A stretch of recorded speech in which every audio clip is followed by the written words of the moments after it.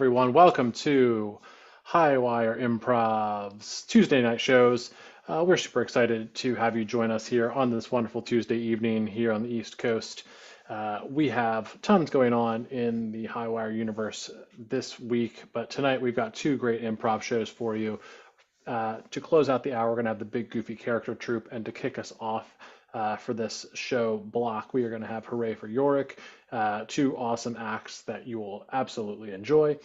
Before we get into that, we will have a few announcements. The first is that we are having our weekly open long-form improv jam at the Roland Park Community Center in Baltimore, Maryland. If you're in the Baltimore area, come out for that, 7 o'clock, always free. We'll have a couple great facilitators for that.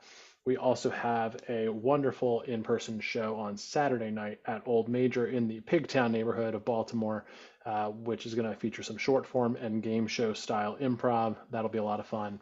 And then we will be back online Sunday for another wonderful block of shows featuring mostly our European counterparts and participants in the Highwire ecosystem. All going to be lots of fun. I would, of course, also be remiss if I didn't mention that this is Giving Tuesday. We are currently doing a fundraiser across all of our social media platforms and our website, where you can donate to Highwire Improv for our 2024 activities. Lots of great stuff going on. Feel free to reach out via email if you have any questions. We are a 501c3 nonprofit organization, so your donations are tax deductible. But that's enough announcement. That's enough of my face. You didn't sign up to see me chatter for an hour. You came here on this YouTube channel to watch some improv. Let's do some of that right now. And I would love to welcome out our very first act for the evening. Please welcome Hooray for Yorick.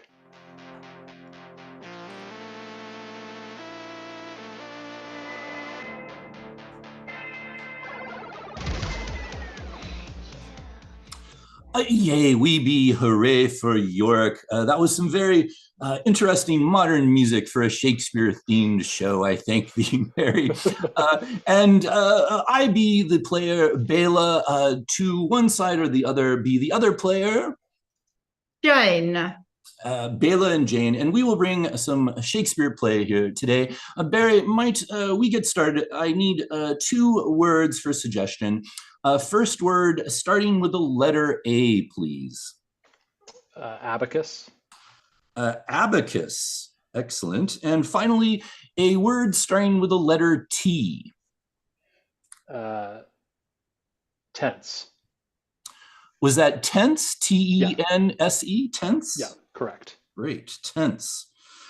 All right, then at this time, my partner Jane is going to take these 2 words and make a title out of them. As we know, most titles be not just 2 words, they be multiple words. So Jane will add words, and with her noggin, her brain, her pate, ideas will flow forth, letting Shakespeare out of her, as if Shakespeare did rise from the dead. That'd be a lot of pressure to put on this title.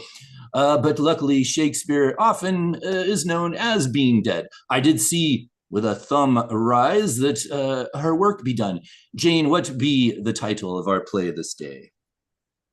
The Abacus and the Tense Farmer. The Abacus and the Tense Farmer. Excellent. Let us begin our play.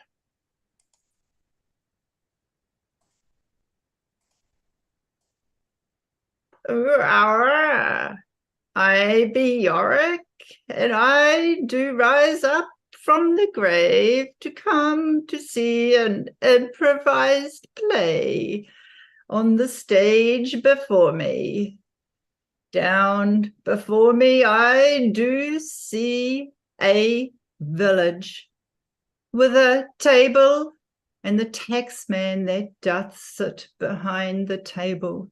And there be a queue of people with grain and pigs, cats, dogs, things to pay the taxman with. And there, at the front of the queue, I see a woman and a man, possibly husband and wife. And so begins the story of the Abacus and the tense farmer.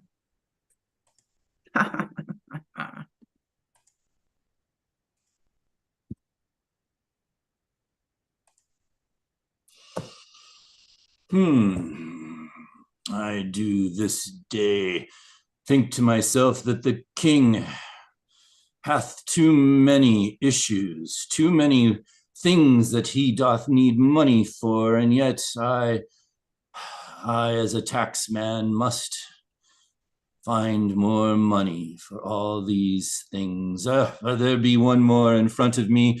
Thou art a wife, thy man did run away, seemingly. Thy husband be a coward, leaving you here in front of me, but I do recognize thee. Art thou not the farmer John's wife, Mary? Aye, thou dost recognize me. Year upon year upon year I do stand before thee. Sad Mary, humiliated Mary, unlucky Mary, I do beg once more. We cannot pay the taxes. It has been a bad year. I do throw myself upon the floor and beg and hold thy ankles and beg that you please, we cannot pay. Please, this ankle has been gripped at least 12 times this day, and now the skin begins to flay. Here, if thou must an ankle grab, please my right ankle. Do go forth and rub like Ahab and his mighty whale. Thou hast got my mind all at sail, for there be an ocean of woe before me. Oh, that has not been done yet this day. 12 ankles were rubbed quite the wrong way. Nay. Mary, sad Mary, please. Thou art a big man. Thou art a powerful man. A 1 year's reprieve.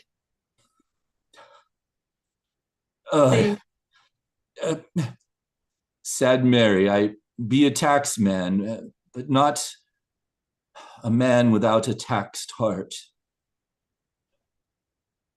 What I try to say is that there be mercy within me somewhere, and perchance this be the moment it needs to start.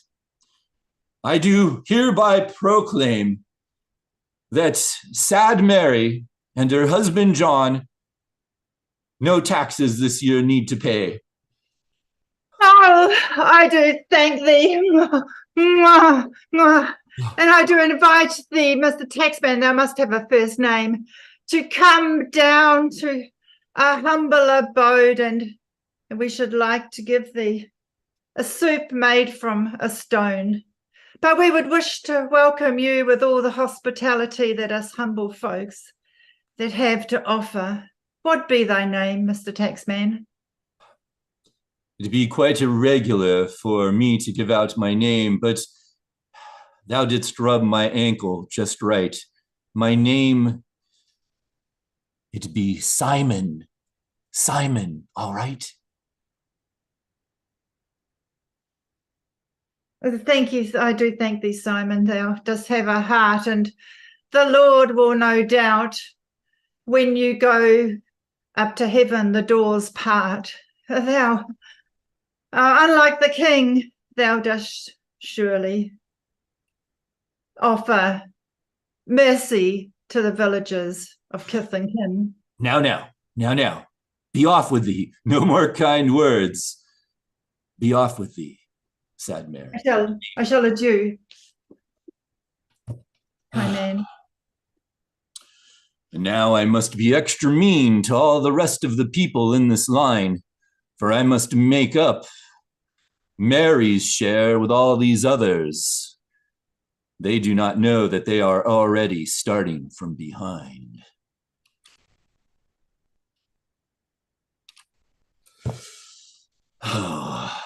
As a taxman, I have quite high status until I must speak to the king.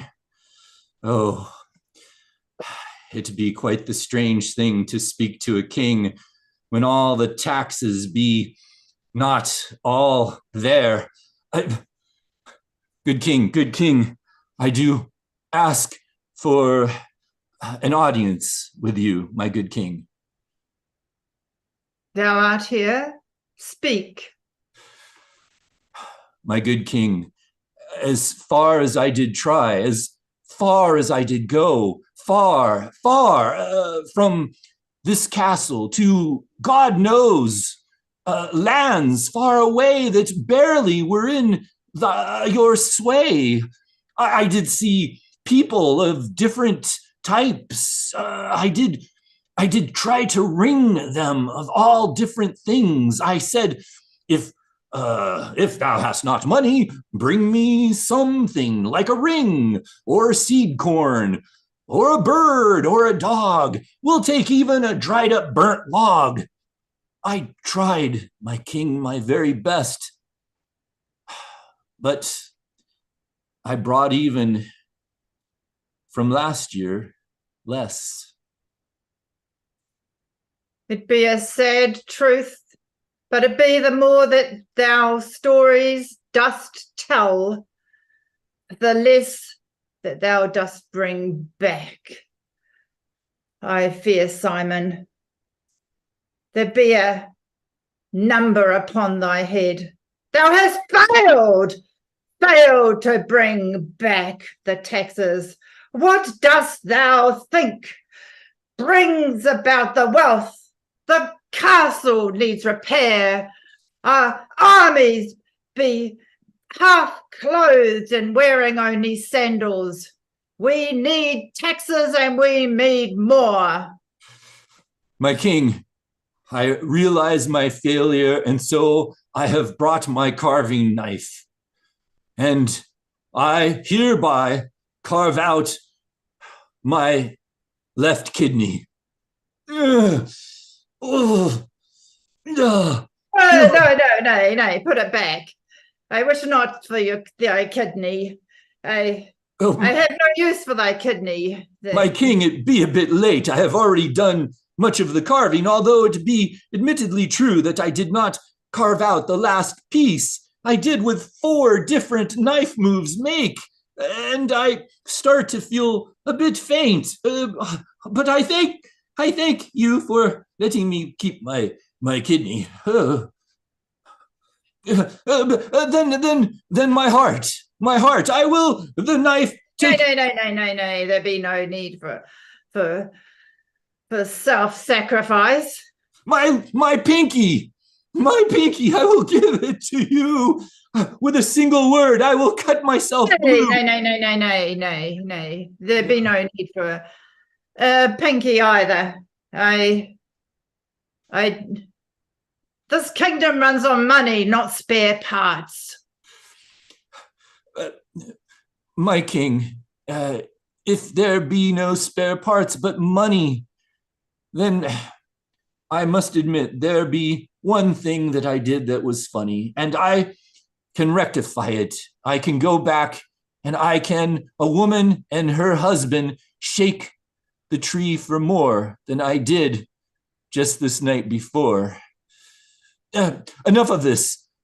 My king, I will come back soon with hopefully enough money that a single farmer can give me in this month of June. I bid you adieu, and I am your faithful servant always. Get thee gone.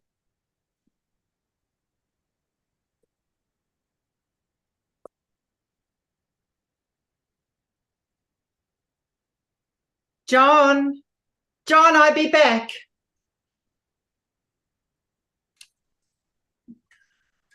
Oh my have a year's reprieve. I only had to rub him up to his arms and under his sleeve. But I did something this year quite adventurous. I did invite him back for dinner. Stone soup, need fear not, for the cupboards be bare. You did invite the taxman here? I be all afraid. Oh, my dear, didst thou rub him in the right way? Didst thou rub him enough? Must I add my hands, my rubs, to get just the right stuff? No, husband, I did all that needed to be done, and mercy he did show us as if he were our son. No, husband, thou need not worry, fear not. My wife, thou art always the wise one. Thou art always the one that knows what to do, while I in the field merely labor. Me, the donkeys, the dogs, the cats, we do with our limbs know where the work is always at, but thou dost have the mind, my wife. Thou art beautiful in thy brain. And in front of thy brain, I do my best to charm. But sometimes I wonder, good husband, what's going to become of the farm? For this not be a long-term solution, flattering the taxman. When he doth come here, we need to have a better plan. But nay, I know that thinking be not your strong point. I know not what we're going to do. But my wife, I think very difficultly it be true, but a thought did just come to me, and it be quite blue. For I wait. Did I hear thee say that we were to serve stone soup? Yes, stone soup, for that be the only thing that we have to put in the pot. Nay, no stones be left. The last stone, we are bereft. We did drink and drink and drink until the stone did shrink. And I, in a moment of great greed and rapacious hunger, did the remaining pebble throw down my throat, feeling as if I be quite clever, not knowing thou didst promise to a taxman the delicacy of stone soup that now we have not.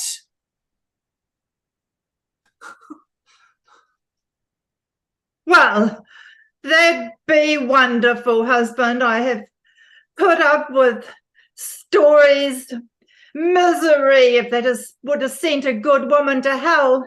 And now when I have a chance to try to repair the situation with this man, thou hast gone and ruined my only plan. Oh, husband, I know not what to do with thee.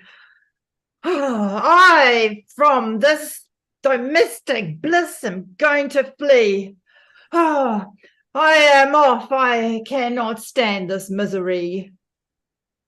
Oh, my wife does leave me here with half a brain and muscles that are strong.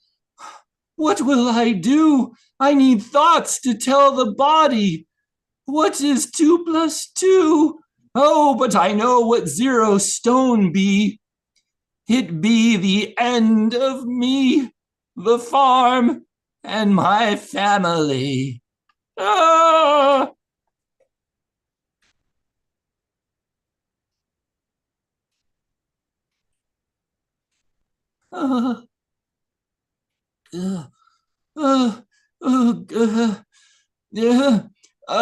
I'm sorry.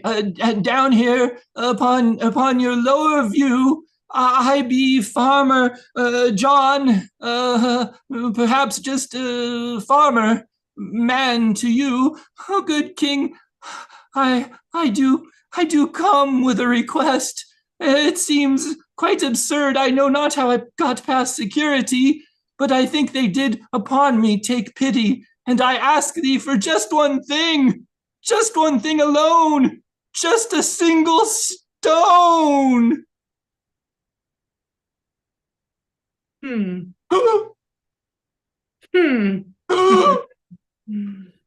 Thou dost come here and grovel. I believe thou must be the farmer from that brown hovel. I admire thy pluck. But I'm afraid that with taxpayers like thee in the kingdom, you are out of luck. For I did sell all the stones to make our payday. I'm afraid there be no more stones. No stones that love nor money can find in this kingdom. I had but one request, and now I must appeal to your vanity. Great, great, great king, could not a greatest king of all, greater than a god that out of the universe did fall, could not a king that be so great come up with one little pebble to give to a small one such as me? Thou dost ridicule me. Thou dost disempower me as though I were incapable of finding a pebble. No. Thou dost insult me, a villager from a hovel that comes before me to grovel. Thou thinks that I cannot find a stone. Thou thinks that I can find an... I shall have thee know that in my vaults I have a ruby, an emerald, and a sapphire to go. I shall prove this to thee, and I shall unlock the vault right now. Oh, my king, you need not mock me with brightly colored, multicolored, brightly lit, godly stones. See how rich I be. See how thy taxes feed me. Were it not for groveling farmers like thee, I would have nothing to count. I shall put it back in the vault with the abacus. My king, I do apologize and wish only you might let me live to leave and get past security so that I might go home to my farm to starve and give the taxman some very, very bad hospitality. Goodbye. Away, away, you poor thing. Oh dear, I wish that you would sing the national anthem to me. Come on, villagers, make me rich in thine eyes.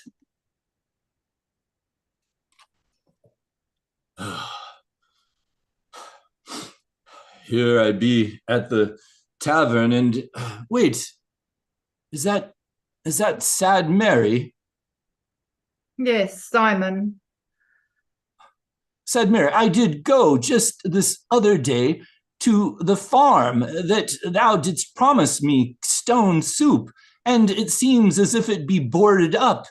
And yet I did, within the windows, as I did knock, see seemingly one man there with muscles great and huge, like some type of huge crate. And he did his brain upon the boards bash. But there be no Mary there. I saw not of thee a single eyelash.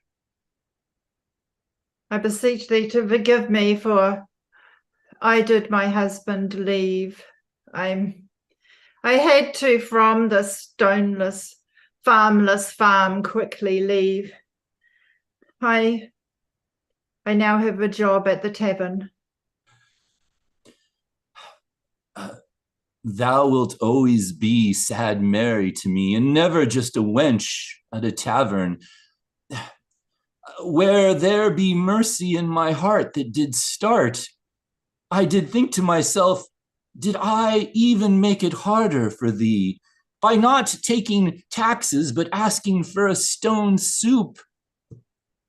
Did I wreck thy marriage, thy life, and turn everything into just horrible goop? Nay, sweet Simon, the fault be mine, for I did invite thee down for stone soup. Thou art truly a a gentleman most fine that be willing to take the blame, but the blame was all mine. As I do look into thy eyes, I see a man that be kind, a man that be in the wrong job, though. He should not be with an abacus taking tax fines.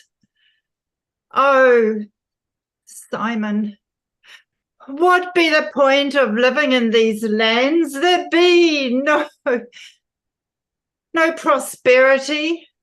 There be no joyous bands. Why dost thou stand behind a table, counting an abacus, making thyself so unpopular, when there be nothing in it for all of us in the village? Good Mary, thou dost speak to me right. I have my entire life been searching for something for the king, and the king's greed and rapaciousness just grows. There be no end to this. It be going up the mountain endlessly, never to get to the top, when there be a woman here, a woman who, without a stone, without a husband, or perchance a very tense husband who does still, as I do here, bash his brains upon the wood. It is a quite horrible sound. I do hear that too. Quite disconcerting all the way around. Your husband be quite tense. Dost thou know that? Aye, he be tense. And this will make him tense even more. I do upon my knee bend, and I ask thee for thy hand in marriage. If I will not be a taxman, I will not have thee be a wench. Good Mary, wilt thou be no longer sad, but be my wife? Simon, thou art quite charming. This proposition is most disarming. Of course, I will take this happy news. Who knew? I thought that my life was a tragedy, but now it seems, a love story with something wonderful for me. Oh, Simon, thou dost fill my heart with glee. Enough. Let us leave this place and begin our honeymoon soon, for I would get away from those sounds of despair for a much more romantic air.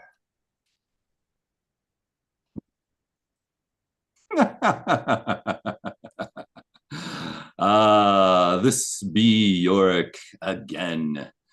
See upon me, there be no romance in my eyes. My sockets never these days bring forth romantic sighs. And so this story did greatly please me. Mary and the taxman, and a husband who, well, had not an ending nice. Let us think upon this, and think upon it with our veins full of ice. Nay, these climates are romantically warmer, for we did just see the play, The Abacus and the Tense Farmer. And that be our show.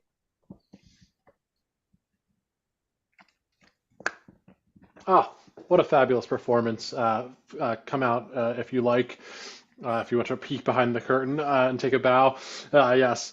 Thank you for a wonderful show. Hooray for Yorick, including Yorick themselves. Thank you for turning two words into many rhyming couplets. Very, very exciting. Always impressive when I see it. And a compelling story as well. Thank you so much for being here, and we'll see you again, I believe, sometime soon. We thank the Highwire Improv. Yes, thank you so much. I will not attempt. Oh my goodness, what a treat. You can continue to see wonderful shows like that and many, many more on our online shows, which are, of course, presented live as well as on replay. They are always available on YouTube following the performances. You can go back and watch playlists of all your favorite ensembles or shows. We've got over 1,700 sets of improv on the Highwire Improv YouTube channel, which is enough. But yet we do more. It's going to be a lot of fun. Speaking of fun, I'm very excited for our second act of the evening. They are a wonderful. They embody their name. They are a fantastic group. They are called the Big Goofy Character Troupe. I'm going to bring them out with a little bit of music. And please get ready for another wonderful show.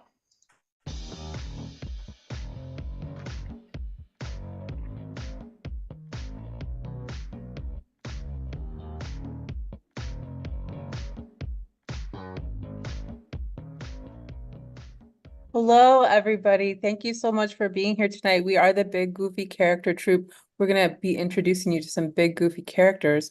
Tonight, you're going to be offered a curated selection of clips from the newest and hottest talk shows featuring fascinating guests and incredible hosts. So let's take it away with our first clip. Welcome, welcome, welcome, and thank you very much for that wonderful introduction. My first guest tonight is someone, to be honest with you, I haven't met before, and I'm really looking forward to meeting him, as you should be too. So please, come on in.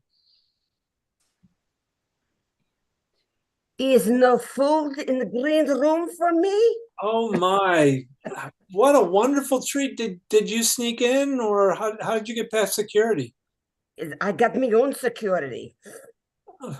So tell me, what do you do besides read crystal balls? Oh, no more crystal balls. No, I work in factory. I do very important work. I cut up chickens. I kill chickens. I show you how. See chicken?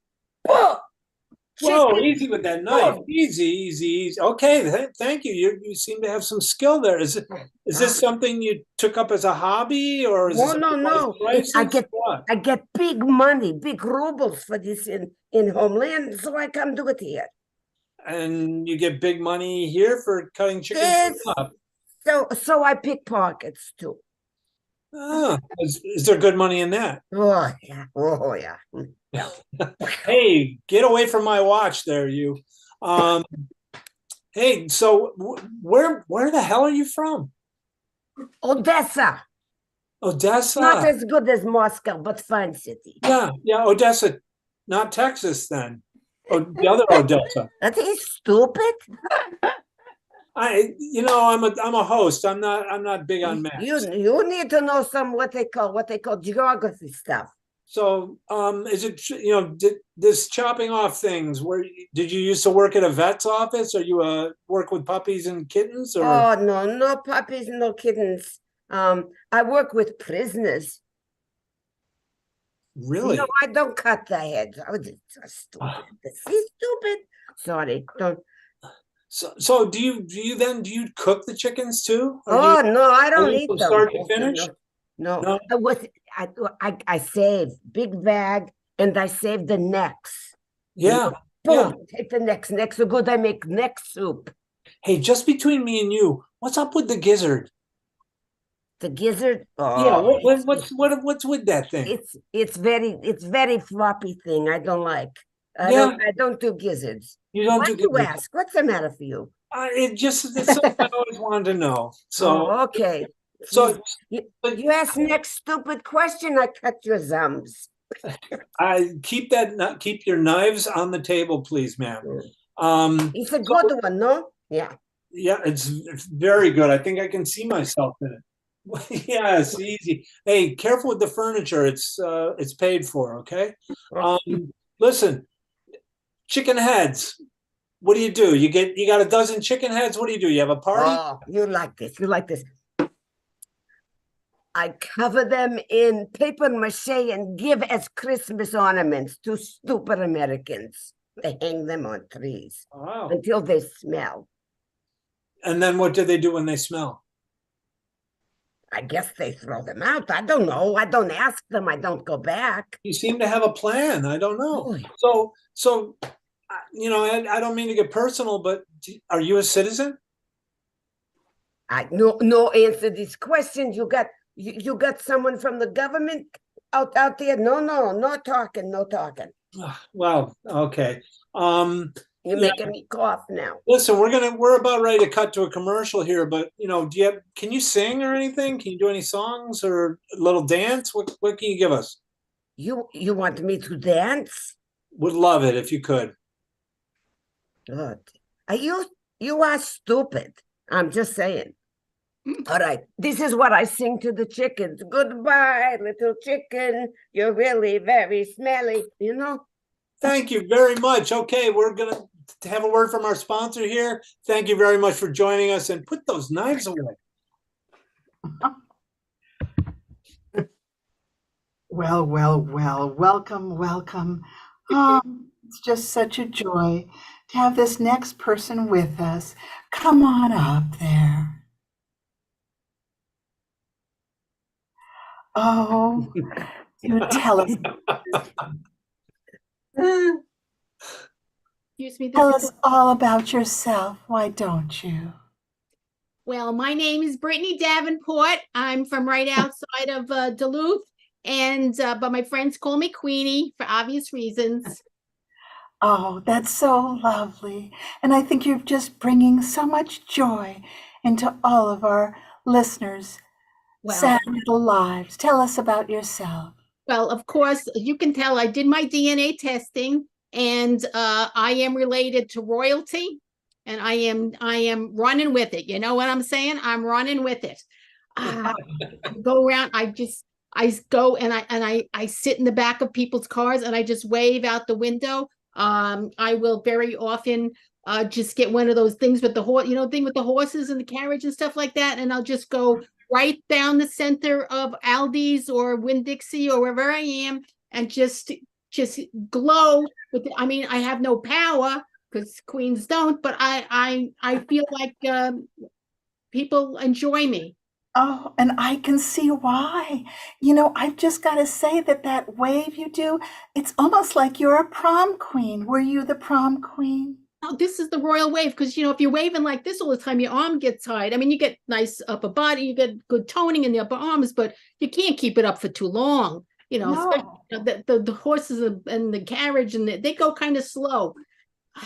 Right. And have you been doing this for years, all your life?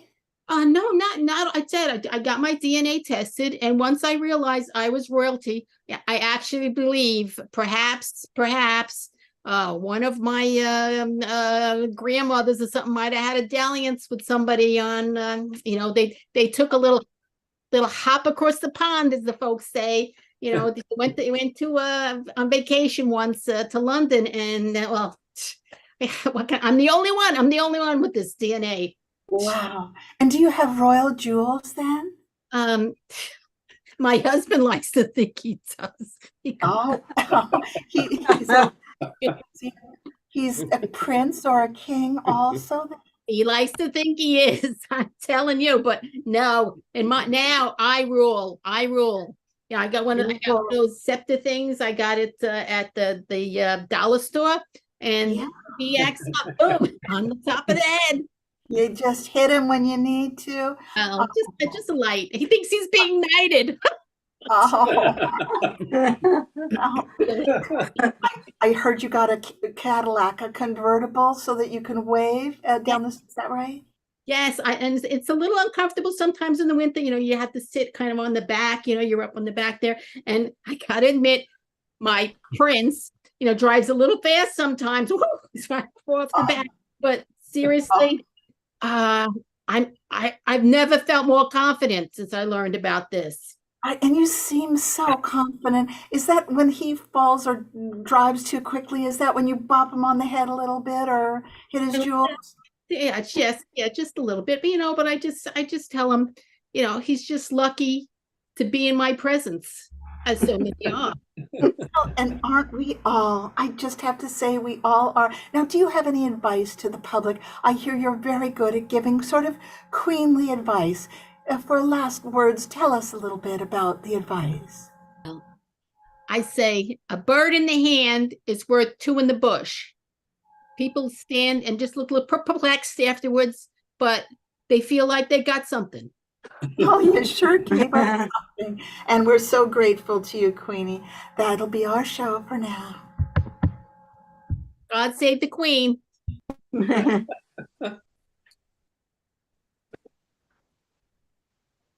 Well, hi there. Welcome to my talk show. My name is Dolores Golightly. Yes, that's really my name.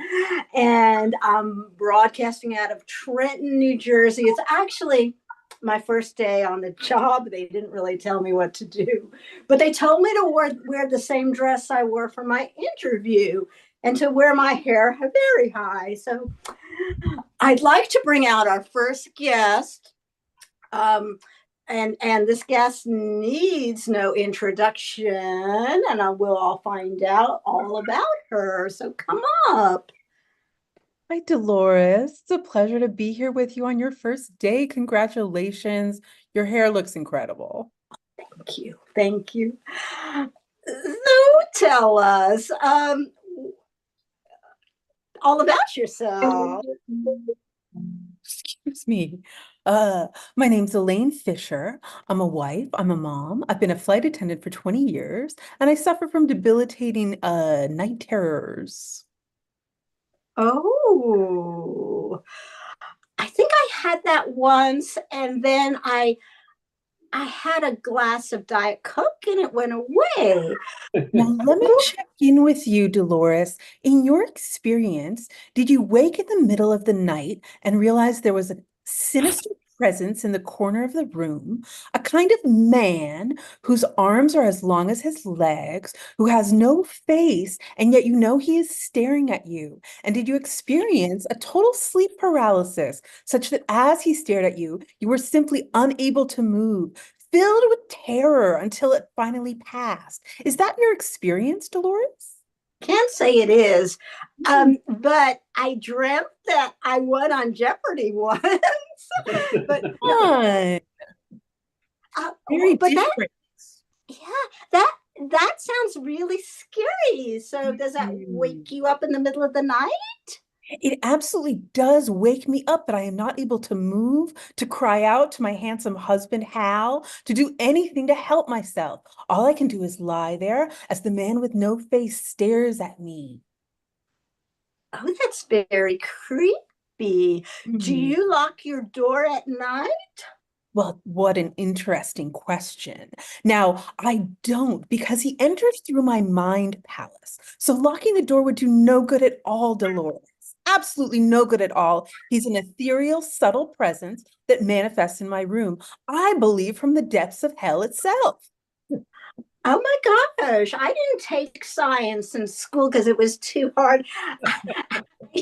I took gym and I took marching band, but I couldn't play an instrument. So that's all like new stuff to me. Wow.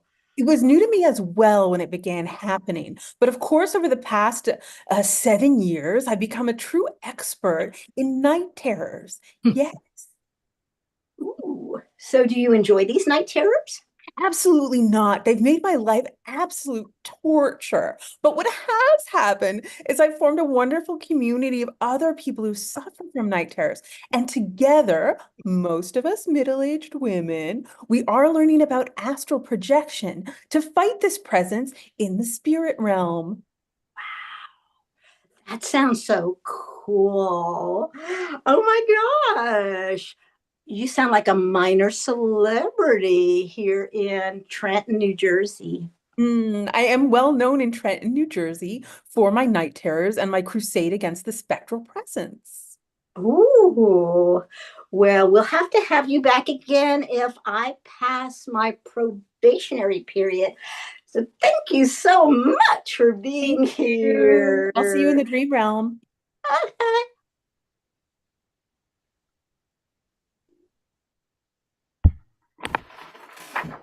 Oh, welcome to the Carrie Devereaux show. This, of course, is Carrie Devereaux. Oh, I know I look a little peaked today, but what can you do?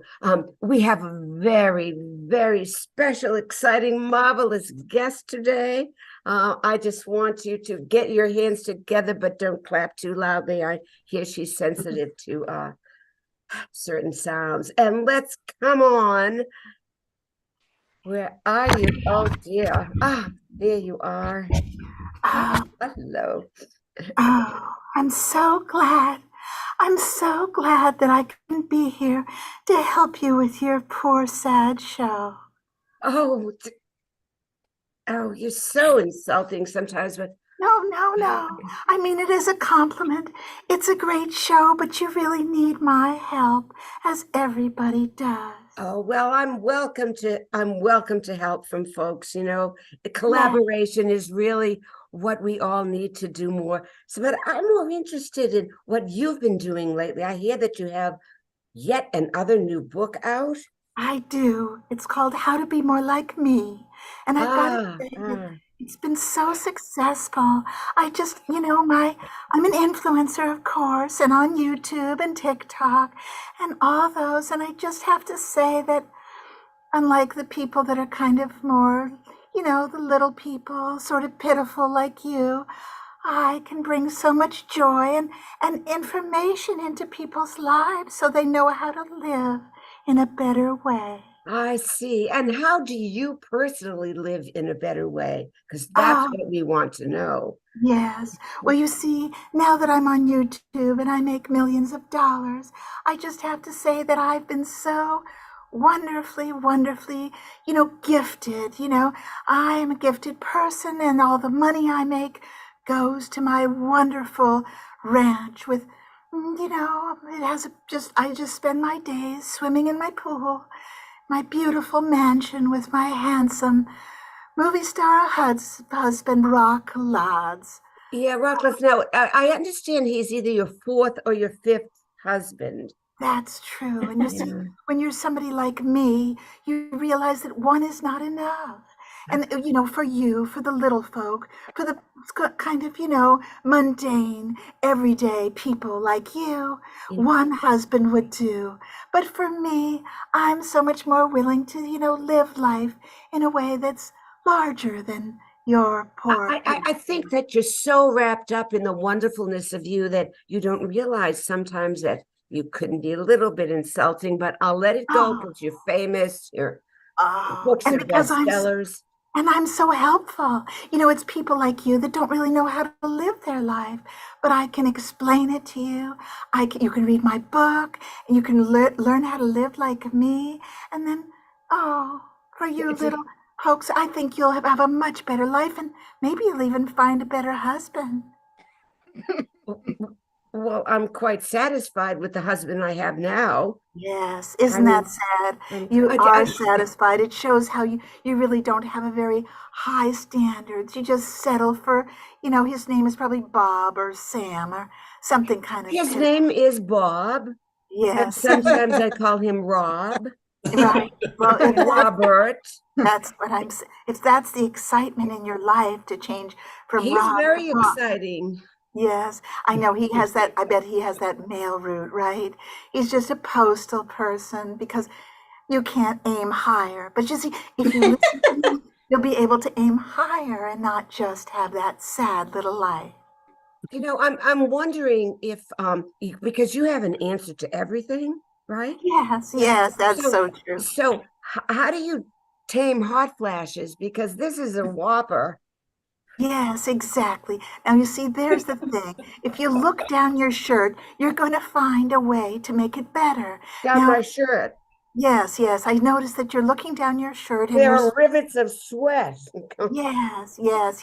But you see, that's because you don't eat correctly. Okay. Well, And it's so thankfully, it's time to go to commercial. Have Well, people read my book. Depends has a new product out for people who need it. So thank you so much. We may not have you back Absolutely. again. Oh, I'm so sorry. Well, then read my book. Follow me on Instagram. Yeah. You know how to do it. You know how to have a better life than your pitiful. Bye now. Bye. Well, you're up late. And thank you for coming to see us here at Cincinnati After Dark. We have an incredible guest for you tonight that's going to let in on all kinds of secrets that only happen after 2 a.m. Could you please come out? Come out, wherever you are. I'm Cindy, the elf. I'm from the North Pole. Oh, Cindy, that's really nice cosplay. Are you really from the North Pole? Yeah, can't you tell? They sent me on this public relations tour, and I have to admit, I really hate my job. I Oh, hate my life. tell us all about it. I'm sorry, I've always had this fantasy. What really goes on with you elves when Santa's not looking? I'll tell you.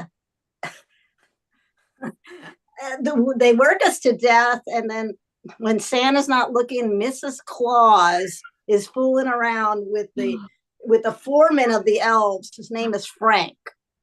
And I just had to tell somebody, because Santa's a lush. Santa's drinking all day and all night.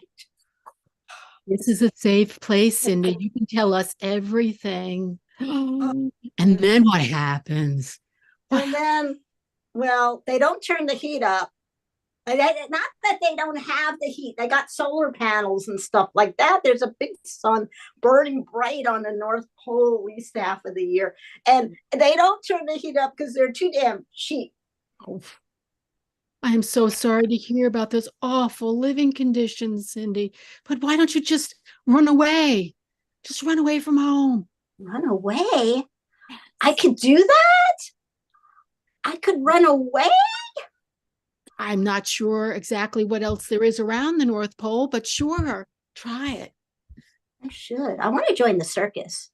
I see my head is really shaped like this. You know, it's a custom hat, but my head is really pointy.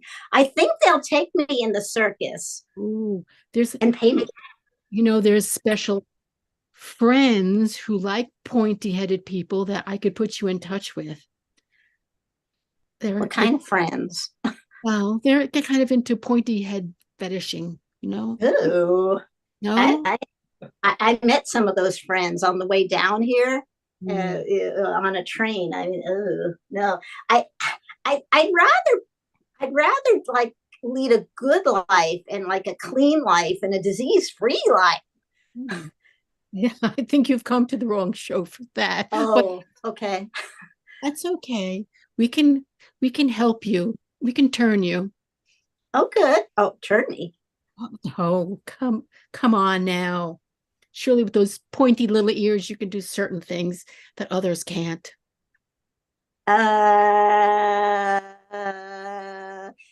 Will my parents find out? How old are you? Well, I'm an adult, but I still have parents. 21 to be on the show. We just don't. I mean, you're short, obviously, but that's just the elven thing. That's the elf thing. Okay, I'm willing to try new things because I have to get out of the situation. So, okay. Actually, we're looking for an intern. Would you be interested in working here at the studio? I mean, the hours are a little. Well, you might be used to it. It's from 2 to 5 in the morning. Oh, that's not too long. 3 hours. Or is it? And the pay's good, right? Where are your jingle bells? Where are they? Wear them when you come. Oh, wear them. Okay. Oh, I've got some jingle bells. Yeah. I mean, they did outfit us. That's the least they could do. Okay. I'll wear my jingle bells and. Thank you. But thank you for stopping in. And I'll see you bright and late tomorrow morning. Bright and late tomorrow morning. Okay. Good night. Good night.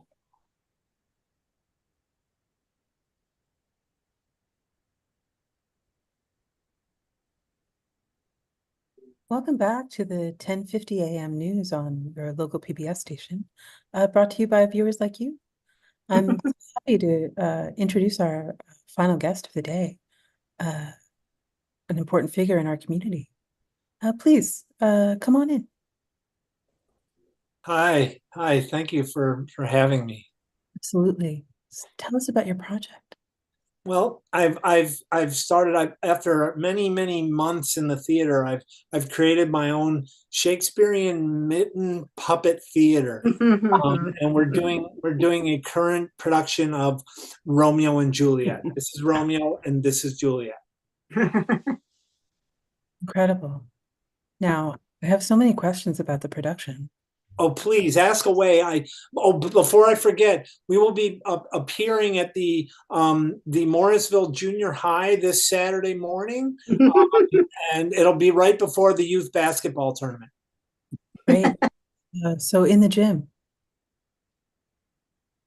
I'm not sure. I have to look that up. Okay, great. And are any of the junior high school students participating in the production? Oh no, it's a one-man show. I wouldn't trust this production to somebody who didn't know what they were doing. I've spent months working on this. Ooh. Now tell me about how you came to the incredible artistic inspiration of mittens. Well, I had originally started with GI Joes, but those little soldiers are so small, and they don't fit well in Shakespearean productions. I did King Lear with a bunch of GI Joe soldiers, but they all ended up shooting each other, so it wasn't, it kind of lost its meaning. And I kind of like to stick to the script. Ah, now the darkness of the mittens, of course, brings to mind the traditional Japanese puppet theater, bunraku. Is that an inspiration for you? What are your artistic inspirations? Well, just tell me, they do puppet theater in Japan? Oh, yes. Really? Do they do Shakespeare with mittens? Absolutely not. Oh, thank gosh. Okay, good. What was your question? How did you arrive at what are your artistic inspirations? Well, I had a lot of coloring books when I was a kid, and it took me years to just get inside the lines. And then a friend of mine taught me what you do is you put a really heavy line around the outside first, and then so you, even if you are coloring outside the lines, you can't, because that little block of crayon blocks you from getting outside the line. And so then I decided to wear mittens. Beautiful. Now, you talked a little bit about your past career. I do see in my notes you had to spend some time in jail after your last production. Do you want to tell us what happened there? Well, it says on the fine print on the poster, not suitable for all children, but some people don't read. So you blame the children for what happened? Yeah, I blame the education system, that they should be teaching reading earlier so that these children would not come into the show. I was doing the Romeo and Juliet erotic ending. Oh, I consider myself a Shakespeare buff, but I'm not familiar with that ending. Well, it was, you've heard of the Elizabethan Shakespeare and the Oxfordian Shakespeare. This was the Camden, New Jersey Shakespeare, and he had his own portfolio, and it's fascinating, and that's why I enjoy performing those, because not too many people are familiar with the Camden, New Jersey Shakespeare. And will it be this erotic New Jersey Shakespeare that we see at the junior high? You never know. I just kind of my mind shuts off and I just go. I don't know what'll show up. It could be the Mr. Rogers Shakespeare. You never know. And that's the beauty of it. A lot to look forward to, folks. My producer's telling me it's time for us to wrap up, but I'm sure you're going to see a lot of us at the junior high gym. Yes, and right after that, I'll be doing guerrilla theater on the sidewalk. Great. Thank you so much. Thank you. And thanks to everybody for being here. Those are all of the shows that we have clips from tonight. I'm going to bring back our players. So who did we have here tonight? We had John. And Joan. And Jude. And Cheryl. And Lauren. And Melissa. Thanks so much for being here, everybody. Thanks, Highwire. Thanks so much to all of you. Highwire. What a wonderful array of characters and the interactions among them. Thank you so much to the Big Goofy Character Troupe for a wonderful show. We will see you again here sometime soon, I hope. And to everyone watching online, we will see you again online on Sunday. And if you're around the Baltimore area, we have a jam tomorrow and a show Saturday. So check those out.